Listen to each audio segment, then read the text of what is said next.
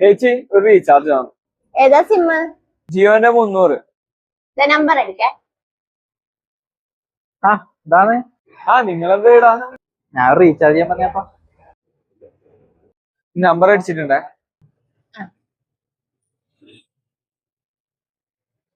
ആയിനെ പൈസ ഇതേ.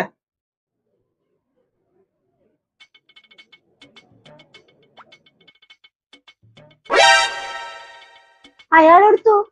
ബാക്കി കൊടുക്കാനാ? അയാള് പോയപ്പാ ആ ബാക്കിക്ക് എനക്ക് റീചാർജ് ചെയ്യണം. ഓന്റെ ചങ്ങായിന്ന് ബാക്കിക്ക് എന്നോട് റീചാർജ് ചെയ്തോന്ന് പറഞ്ഞിനി. എന്റെ നമ്പർ തരാം.